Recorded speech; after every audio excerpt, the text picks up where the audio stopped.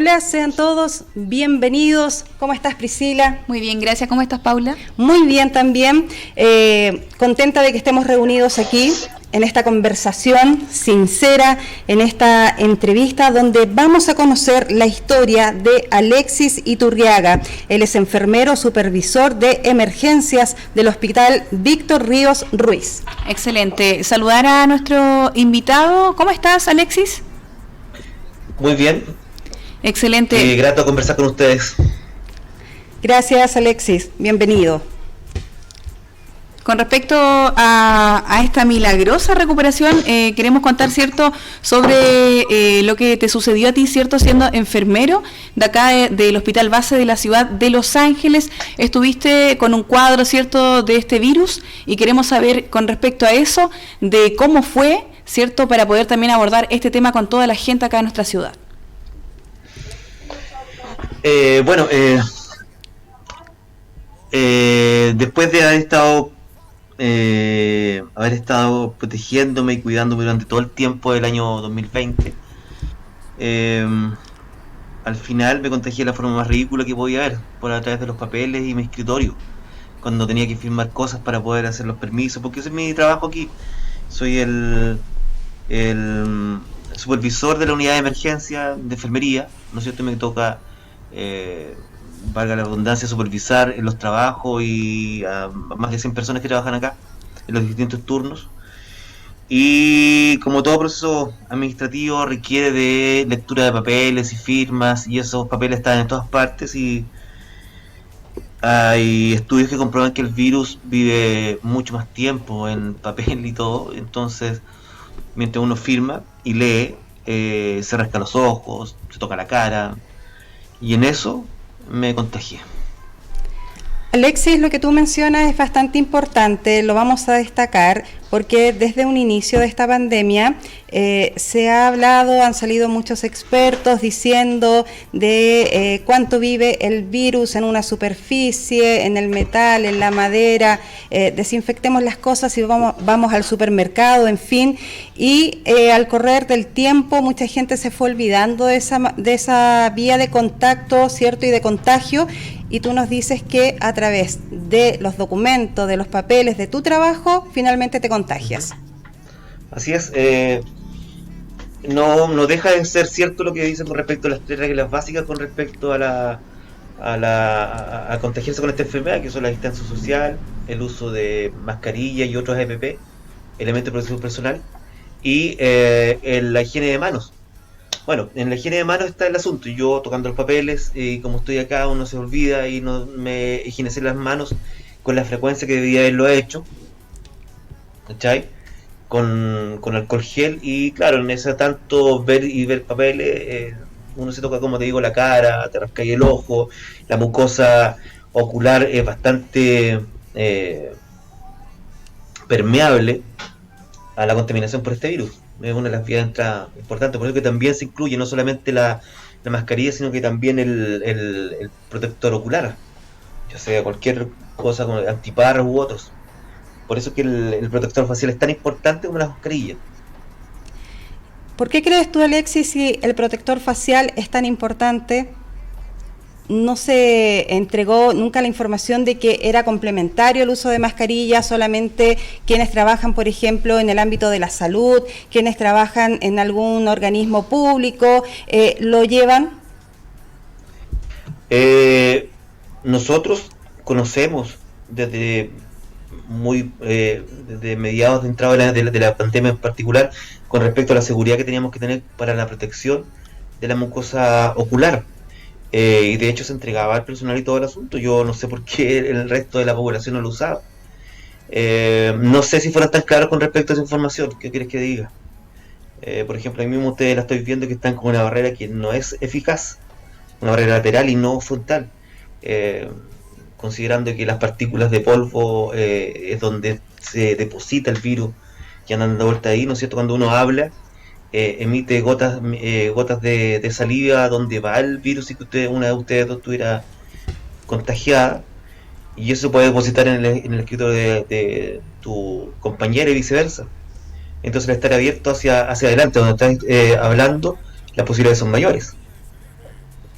¿cachai? Entonces, como es una enfermedad nueva, las posibilidades de cómo se mueve el virus también son bastante nuevas. Entonces se ha ido descubriendo paso a paso, a medida que iba pasando el tiempo, cuáles son los efectos y cuáles son las vías de transmisión reales. Pero no deja de ser distinto a lo que se dijo en principio, que es una enfermedad de transmisión aérea. Así que eso. Con respecto Gotitas. con respecto a todos los implementos de seguridad, entonces podríamos decir de que no solamente el personal de salud debería portar con esto de forma completa, sino que también la población en general pudiera tener también los mismos implementos que usan ustedes al momento de trabajar. Si es posible, o sea, si no es posible mantener el 1,5 metros, 2 metros de distancia, por supuesto que debería usarlo. Ese es el asunto. Alexis, esto responde a una falta de educación, de difusión, de medidas de autocuidado. Nos quedamos solamente con el uso de mascarilla. Ya sabemos y está comprobado que ni siquiera lo más básico, que es el uso de mascarilla, muchas personas lo hacen bien. Muchos utilizan la mascarilla desechable 2, 3, 4 veces, la siguen viendo bonita. Incluso yo hablé hace muy poco con una señora que mencionaba que ella la lavaba, la mascarilla desechable. Entonces, cuando ocurren esas situaciones que son insólitas, uno dice, aquí alguien no está haciendo bien su pega, porque no está llegando la educación para todos igual. Bueno, no es educación, es entrega de información, y que esa información sea fácil de entender para toda la población. Perfecto. Muchas veces nos quedamos en la terminología técnica o nos enfrascamos en la entrega de cifras y el autobombo, que somos los primeros en esto, en esto otro, pero no entregamos la información importante, que es lo que estamos hablando aquí. La gente no lo hace con dolo el hecho de estar lavando, como tú bien dices, u otro tipo de comillas, aberraciones que se cometen con respecto al uso de estos implementos, pero se tiene que ir con el desconocimiento de ellos. Y hay que usar los medios de comunicación, y no solamente los medios de comunicación hablados como la radio o visuales como la tele, sino que usar también Facebook, la radio social en rigor. Yo creo que eso está subexplotado por las entidades que deberían comunicar. Eso. Aquí para que le llegue a todos la persona ve más tiempo su teléfono que escucha radio o ve televisión. Exacto. Entonces ahí es donde hay que apuntar.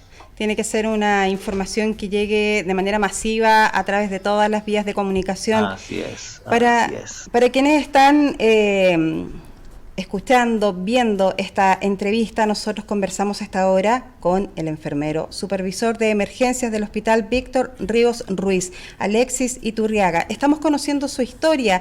Él fue paciente COVID-19. Queremos que ustedes entiendan que esta enfermedad es una enfermedad complicada, ¿cierto, Priscila? Así es, y por lo mismo, con respecto al uso también de todos los implementos, ¿cierto?, de seguridad, también queremos comentar y preguntarte a ti, de cierta forma, ¿cuáles fueron tus primeros síntomas? ¿Cuál fue el síntoma más fuerte que te sucedió durante este virus? Lo que me llevó a consultar, donde me enviaron a consultar porque yo no lo reconocí en un primer momento, es la mialgia, que se llama, que es el dolor muscular, el dolor de cuerpo. Es como cuando uno tiene una gripe fuerte, cuando te sentís mal. Es el principal síntoma, y eso fue el primero que me apareció. Fue como un decaimiento, entonces. Claro, absoluto. Me levanté ese día súper mal, como si hubiera tenido una gripe. Además pero de eso, no le di la importancia necesaria, y cuando fui a controlarme, que nosotros hacemos controles diarios a todo el personal, entonces en ese momento mi enfermero, el de enlace, que es como una especie de jefe técnico en enfermería dentro de la unidad, y me dice inmediatamente que me vaya a ver al tiro al médico porque me veo horrible. Eso fue su apreciación primera, sin fiebre, solamente, como te digo, este dolor de cuerpo intenso, ¿cachai? Me ve el médico, me toma los exámenes, tenía algunos signos que podrían ser alguna afectación pulmonar, pero nada muy grave, y me dieron los medicamentos necesarios para poder irme para la casa y esperar ahí el resultado de la PCR que se tomó en ese momento, que es parte del protocolo. Así que me voy para la casa con la debida mascarilla y sentarme lejos de mi hijo, de mis hijos. Y a las 6 de la tarde recibo el llamado diciendo que, o 5 de la tarde me recibo el llamado diciendo que mi examen había dado positivo, así que en ese momento me aíslo en una pieza, con una cierre de puerta y todo. Alexis, y cuando tú recibes el resultado del PCR que fue positivo, te dicen que te debes aislar, ¿tú decides quedarte con ese aislamiento en tu hogar o decides ir a una residencia sanitaria? Bueno,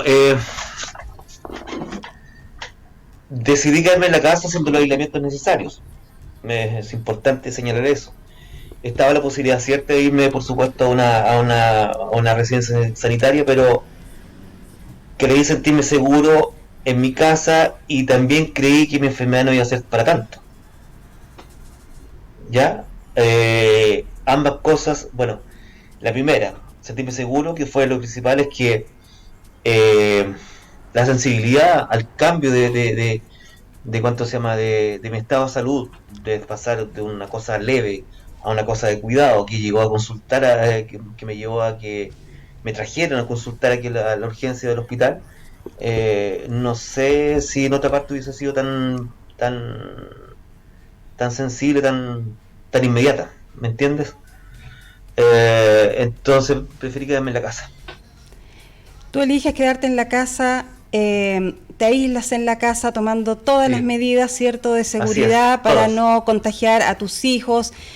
Absolutamente todas. Exacto, como funcionario de salud, conoces muy bien el protocolo. ¿En qué minuto ya comienza a grabarse el cuadro? Porque nos mencionas, Alexis, que los primeros síntomas era dolor muscular, pero no hubo presentación de fiebre, que es como lo que esperan todos, ¿cierto? Entonces, por eso ahí dudaste un poco. ¿En qué minuto comienzan a aparecer más síntomas y tú llegas a la urgencia? La fiebre y la cefalea empiezan a aparecer el día siguiente.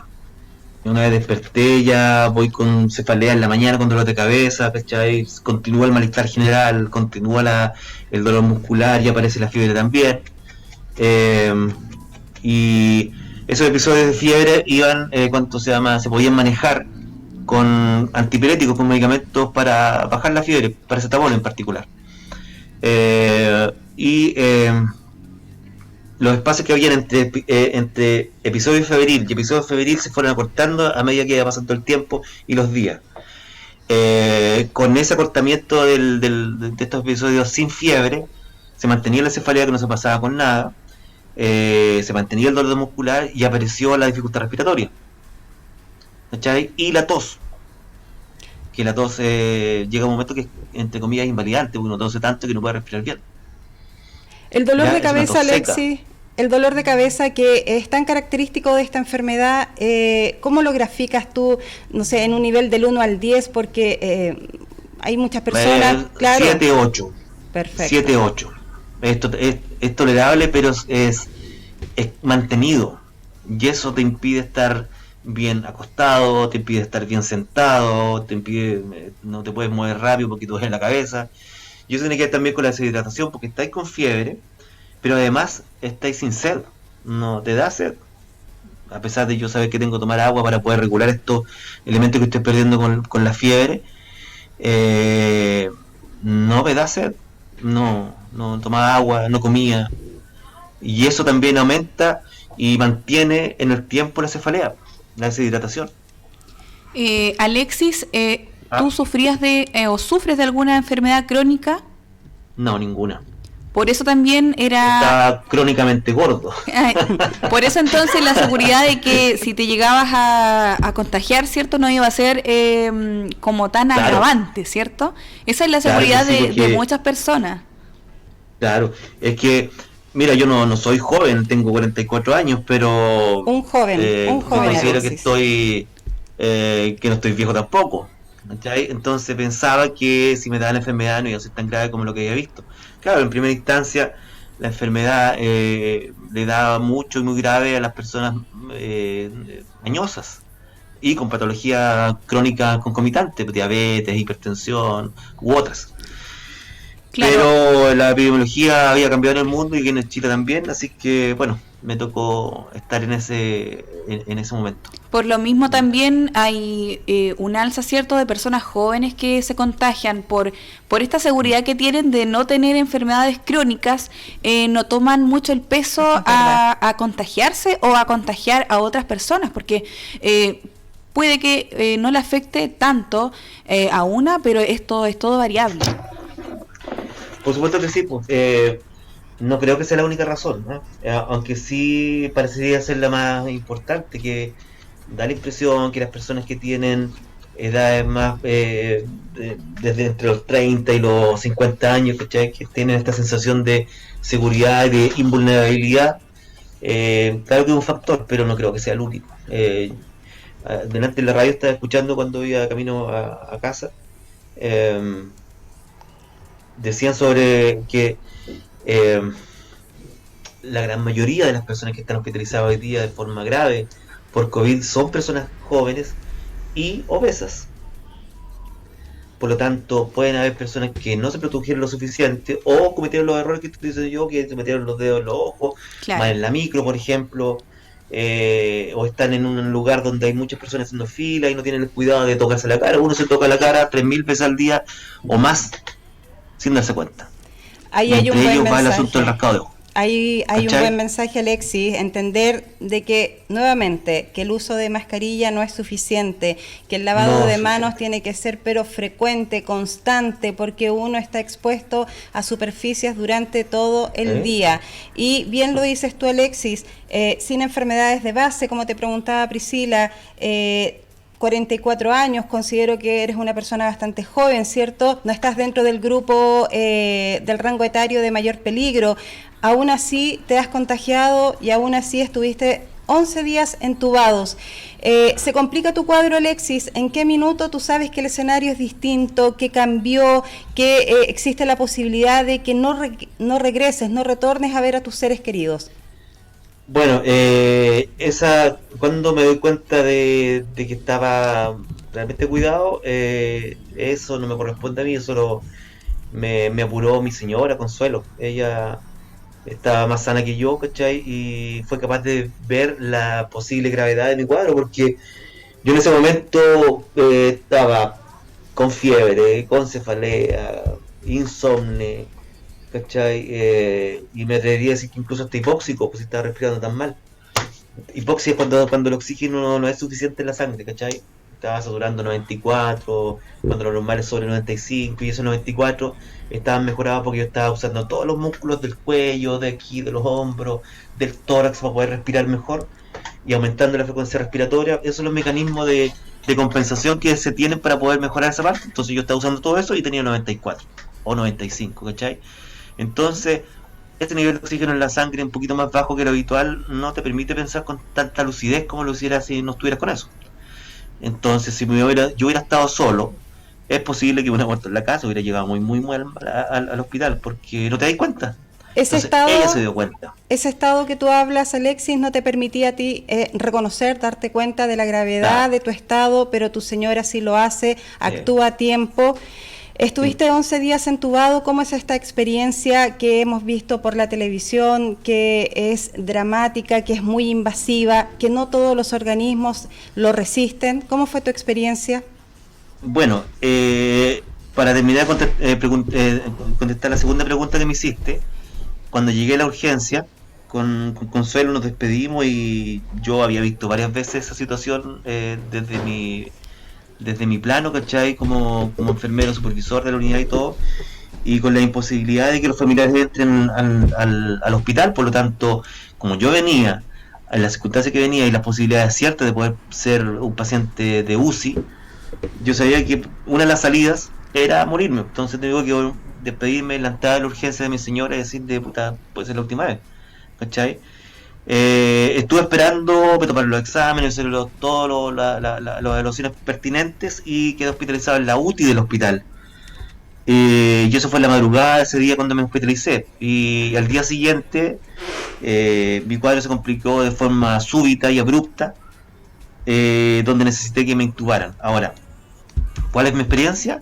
No tengo experiencia, porque resulta que Se pierde la noción, Yo, Alexis, no hay, tú no recuerdas nada no, de ese cero, tiempo. cero. Yo llegué al hospital, me hospitalizaron, el otro día desperté y me sentí mal y de ahí yo desperté, tengo conciencia de mí de nuevo el día 23 de diciembre, 11 días después. ¿Cachai? Y en esos 11 Eh, días, tu familia muy atenta, cadenas de oración, los medios locales, todo el mundo muy preocupados y enviando buenas claro, energías para que tú salieras de esa condición complicada, Priscila. Sí, bastante claro. complicado y queríamos, mira, preguntar cuáles son los mitos de estar entubado. Eh, bueno, no estás aislado totalmente del mundo, a pesar de tener medicamentos que te permiten estar paralizado y aislado. Quedan algunas sensaciones que son de carácter profundo y primitivo, que son el tacto, la audición quizás, el olfato quizás, son cosas que se mantienen, la sensación de movimiento, ¿cachai? Las posiciones del cuerpo, porque eso se traduce en la vivencia que uno tiene cuando está en este estado de, de parálisis y sin sentido que es cuando uno está intubado. ¿Cachai? Y se traducen en sensaciones de otro lado. Yo sentía en esta realidad paralela que vivía frío, calor, movimiento, líquido, sonidos, un montón de cosas. ¿Qué ¿Cachai? Y viene eso se después? traduce. ¿Qué viene después, Dime. Alexis, de toda esta situación que tú nos graficas que es muy complicada, los días entubado, que no los recuerdas, el momento que te despides de tu familia, ya cuando logras recuperarte, regresar nuevamente a tu casa? ¿Qué sigue ahí? Porque mucha gente piensa que te dan de alta y todo vuelve a la normalidad fácilmente. ¿Quedan secuelas? Por supuesto que sí, pues estar 11 días inmovilizado con drogas que generan también una disminución de tu masa muscular, con un estado que se llama hipercatabólico por la infección y la inflamación que tiene. Todo eso desgasta tu cuerpo. Es como si hubieras corrido una maratón todos los días sin haberte movido de la cama. Entonces, cuando tú despiertas, después de 11 días, imagínate la gente que está más de un mes conectada en esta misma situación, uno sale muy, muy, muy débil. Muy afectado todavía por las drogas que está recibiendo, cuesta ajustarse a las realidades, cuesta conciliar el sueño, cuesta coordinar el pensamiento y eso demora un poco, ¿cachai? Porque tenés que ajustarte de nuevo. Ni que hablar los problemas neuropáticos que quedan después de producto de la enfermedad y por este síndrome del paciente crítico que se llama, o sea, el paciente crítico es el que está en la UPC. Entonces eso junta y es difícil vivir con eso y sin el apoyo de Consuelo y los niños y mis perros, ¿cachai? No, sin la posibilidad casi inmediata de contar con rehabilitación física, eh, hoy día sería el otro cuento, sería otra situación, a lo mejor no hubiera podido volver a trabajar tan luego. Estamos hablando de 3 meses, que parece que fuera harto, pero es bien poco, sobre todo la parte mental, ¿cachai? Entonces, sí sale de secuelado uno, sí se puede recuperar mucho de ello. Yo afortunadamente soy un afortunado. Eh, no quedé con ninguna secuela pulmonar, que es una de las cosas que quedan ahí dando vuelta. No fue necesario pasarme desde el tubo orotraqueal que se llama a ponerme una traqueostomía porque no fue necesario alargar la intubación, ¿cachai? Y eso daña también la voz y otras cosas más que agregan más situaciones de rehabilitación. Los problemas motores que tenía en las manos obedecían exclusivamente a la falta de musculatura y eso se recuperó una vez recuperando la musculatura. Eh, la conciliación del sueño se logró pronto, estamos hablando de 3-4 semanas, ¿cachai? Ya podía dormir mejor.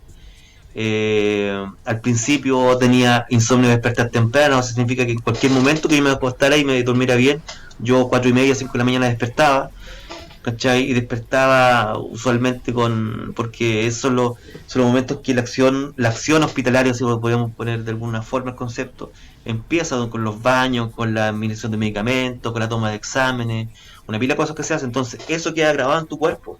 Muchas de esas cosas que estoy diciendo yo pasaron cuando yo estaba intubado. y paralizado y sedado, por lo tanto sí se siente. Entonces, el mito que la ventilación mecánica te mantiene en una situación de una especie de paréntesis en tu vida, ¿cachai? Tú estás ahí tirado como un pedazo de carne, no es tal. Uno siente todo. ¿Cuáles fueron las indicaciones después de tu alta, Alexis? Comer harto, comer bien, comer proteínas, hacer ejercicio, conversar, conciliar el sueño, relatar mi experiencia, repetir los ejercicios que me dan en los kinesiólogos y los terapistas ocupacionales, informarme lo que había pasado durante ese tiempo cuando yo estuve intubado, no ver mis imágenes porque no las he visto, están grabadas mis imágenes de los pulmones, cómo estaban, ¿cachai? Claro. Hay un momento en que Consuelo se comunicó conmigo a través del teléfono celular, yo estaba con el tubo así para afuera, ¿cachai? Y unos días antes que me sacaran de ventilación mecánica, y esa imagen yo la quiero ver porque en rigor no tiene sentido, yo no era esa persona. Claro, y mira, con respecto a esto, el tema de tu familia, tus hijos, ¿cierto? También tuvieron que someterse a pruebas, sí, ¿cierto? Y Consuelo, que también es enfermera, ¿cierto? Estuvo también en tu rehabilitación al cuidado.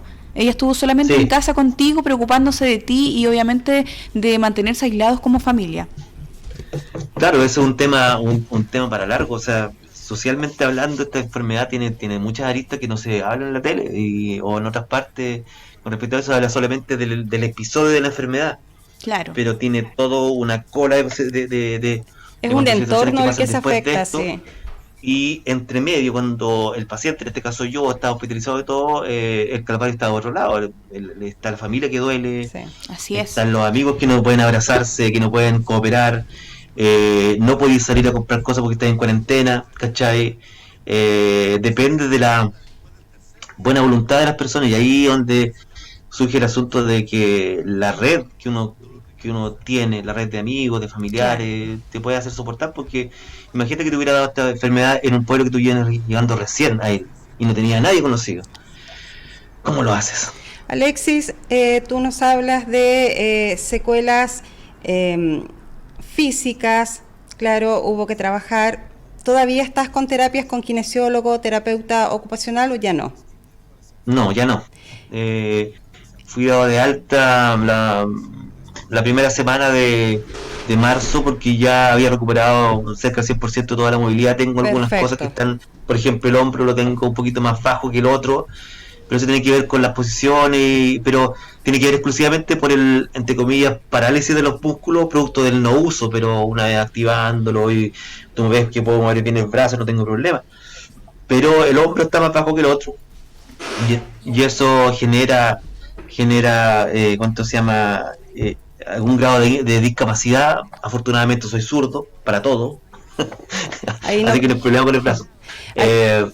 Y bueno, ahí me están soplando que claro, tuve que hacer caligrafía como en kinder, como en primero, para poder lograr la motricidad fina que la tenía como perdida porque por la falta de musculatura y por la afectación neurológica, o sea, neuromuscular que tengo, ¿cachai?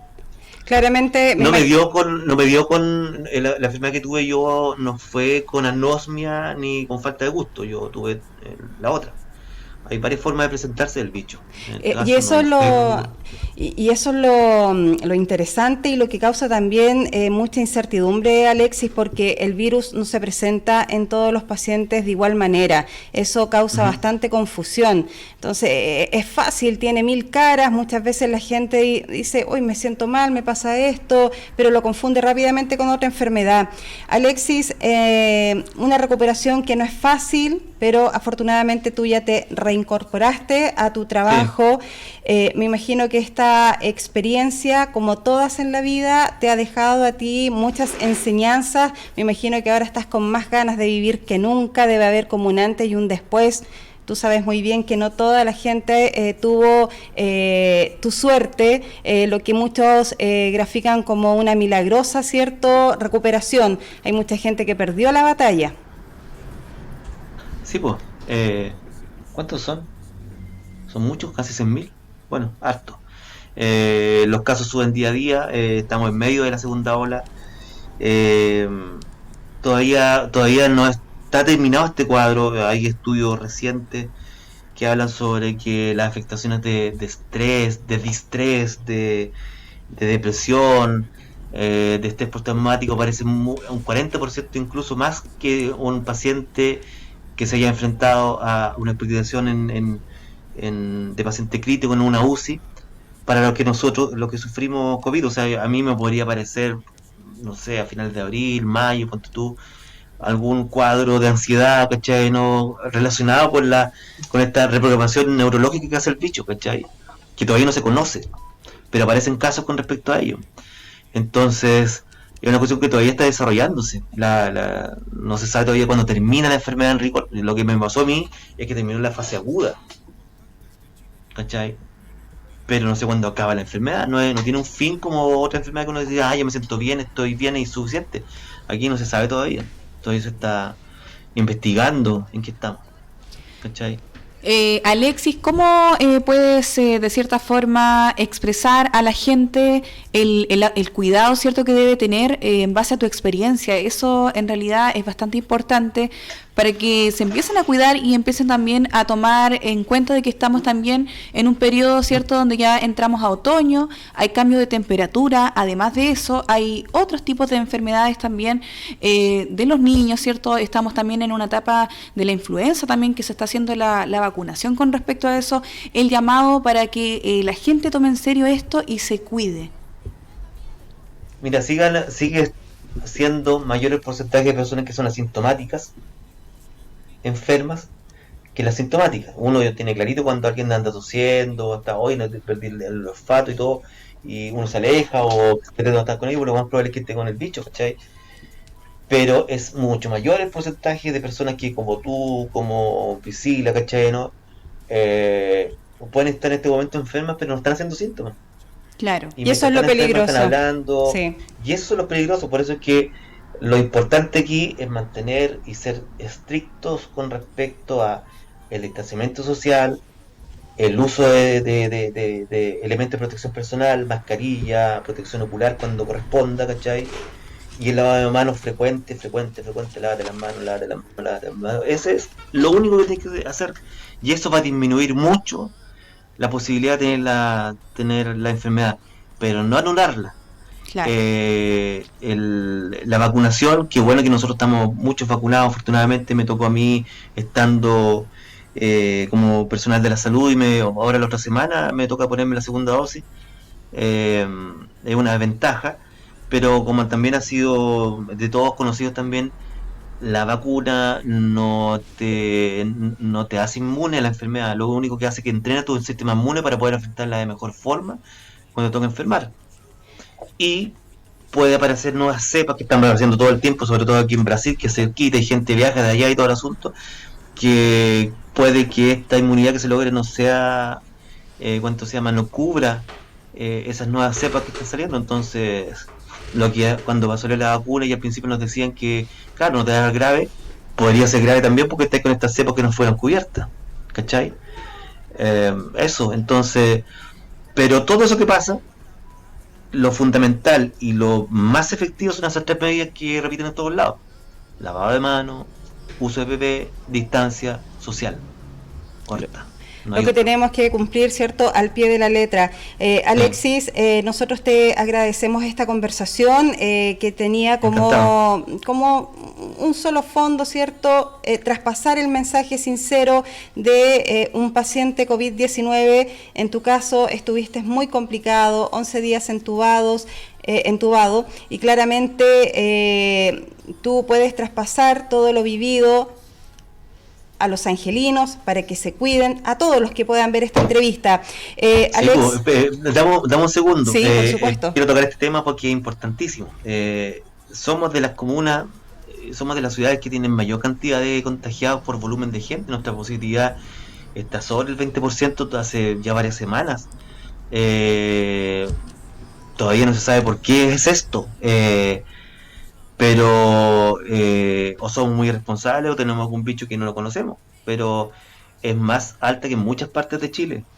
Entonces tenemos que cuidarnos aún más.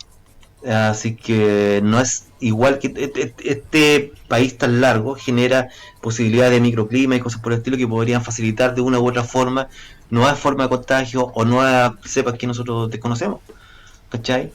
La cepa Brasil, por ejemplo, ya está en la zona hace varias semanas, que es altamente contagiosa y tiene mucho que ver con los contagios en gente de menor edad. Entonces, eso. Mucha gente trabaja en situaciones donde hay mucha aglomeración de personas que son trasladadas en buses colectivos. Hay todo un trasfondo social que no se ha tocado y ustedes no son ajenos a ello, lo más probable que saben, porque se escuchan las noticias, ¿no es cierto? El tema ahora con el asunto del 10%, de que hay gente que tiene que se ve obligado por sus empleadores de salir a trabajar, o gente que no tiene trabajo y la única forma de ganar el sustento es ir y salir a trabajar en contra de todas las recomendaciones. Entonces, de repente se habla con mucha liviandad con respecto a que la gente sale porque sí y la gente es irresponsable. Bueno, hay un porcentaje de ellos, por supuesto que sí, pero se ubica en las colas de la curva. Pero la gran cantidad de gente que se contagia y tiene que salir, sale porque tiene necesidades de ir a trabajar, porque no ni siquiera los malls están abiertos para ver si van al mall. Van a trabajar, usan la micro. Y la micro no se higieniza como uno quisiera entre viajes. Y la gente va y se toma de los manillares, de los asientos, y como te digo, ahí viene tomarse la cara, comerse algo mientras se va viajando y ¡puf! Te contaminaste. ¿Cachai? Entonces, la mirada no es solamente sanitaria de lavarte las manos y todo el asunto, la mirada es mucho más amplia y hay muchas instancias de la sociedad o del gobierno que no se han inmiscuido esto como corresponde. Entender, Alexis, que este virus no tan solo, como tú nos decías hace un rato, afecta a quien lo padece, también afecta a su entorno. Hay secuelas físicas, psicológicas, emocionales, económicas. Es un virus muy complejo. Tú vas a quedar, me imagino, con un extremo cuidado de aquí en adelante, porque aún estando vacunado con las 2 dosis, aún haberte contagiado con COVID, puedes nuevamente contagiarte. Sí, por supuesto. La parte inmune, ¿cómo queda debilitada, Alexis? Supuestamente uno tiene una inmunidad mayor que el resto de las personas y que puede enfrentar la enfermedad durante los próximos 3 meses a la enfermedad que hice, ¿cachai? ¿No? Uno se asegura que tiene una gran protección, pero esta inmunidad va bajando en el tiempo y la potencia de la respuesta también va disminuyendo. Entonces, por eso que después que pasados 6 meses existen casos de reinfección. Aquí en el hospital hay varios. Y lo más probable es que hayan varios los radioescuchas ahora que se han infectado 2 veces con la enfermedad. Entonces, es un microorganismo muy traicionero y que viene a ser un remesón a todo. Como les dije recién, no es un virus que afecta solamente la salud de la persona, sino que en todo su ámbito, como la definición de salud de la OMS, no solamente biológico, sino que biopsicosocial y cultural y económico. De forma global, ¿verdad? Así es. También dentro de la nota, cierto, que estábamos leyendo con respecto a tu caso, hablabas también de que había muchas personas, amigos, familiares, tus mismos colegas, cierto, que estuvieron ahí haciendo campañas, cierto, estas oraciones también por ti. ¿Qué les podrías decir a ellos, aprovechando, cierto, esta entrevista que también va a estar al alcance de todos ellos? Bueno, yo le agradezco un montón.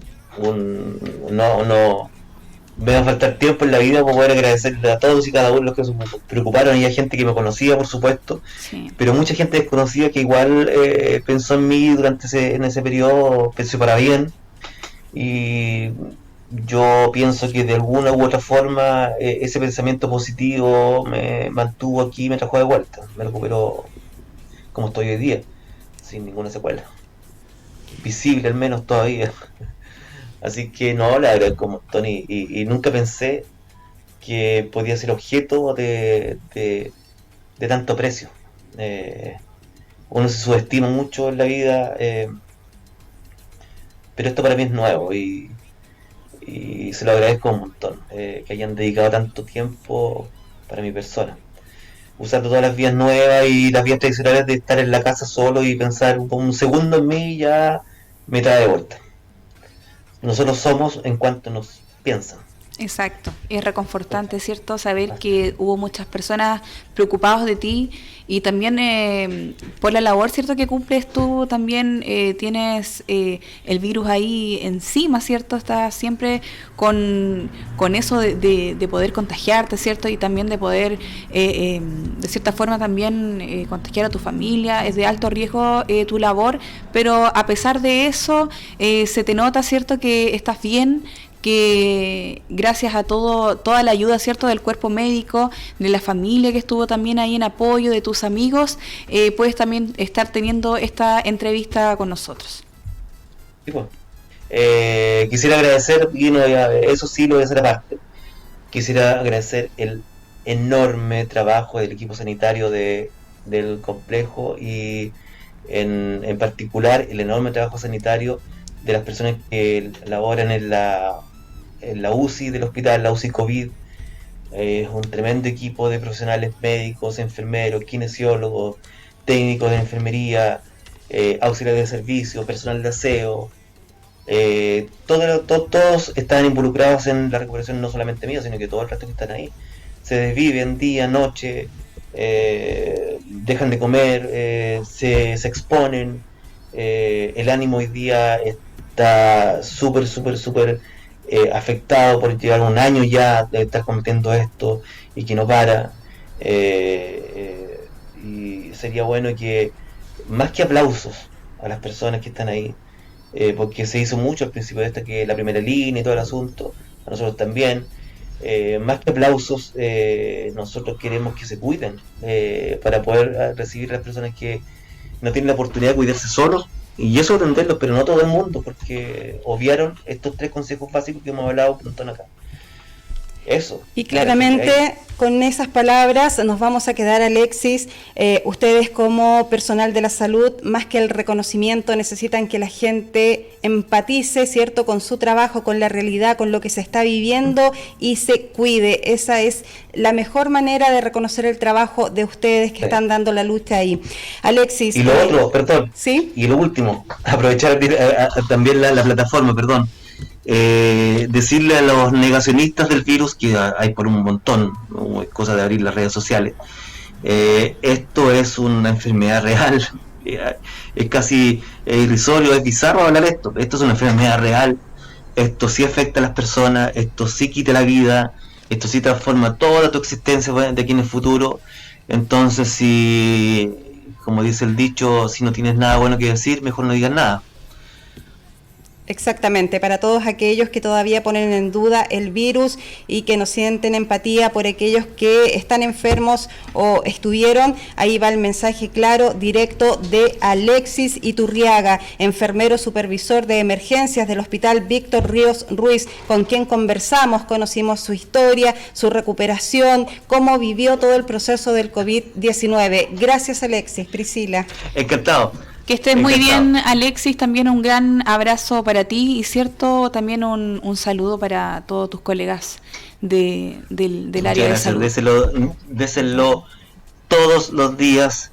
Saludos a mis colegas de la urgencia, que son en realidad la primerísima línea, y están todos los días enfrentados a personas que pueden estar enfermas o no, ¿cachai? Y que su templanza y su carisma, su potencia, su técnica es superior a cualquiera. Así que ellos son los que necesitan de ustedes. Gracias, Alexis. De nada, cuando quieran. Chao. Esta conversación, Priscila, la pueden revisar las veces que quieran a través de nuestro sitio web, redes sociales también. Sí, a través de la fanpage de Nueva Mía, ¿sí? Y a través de la plataforma digital, ¿cierto? El www.nuevamia.cl. Por supuesto, sitio web, en nuestro fanpage, Instagram y también a través del dial 89.3 usted va a poder conocer una vez más, 2, 3 veces la historia del enfermero supervisor de emergencias del Hospital Base de Los Ángeles, Alexis Iturriaga.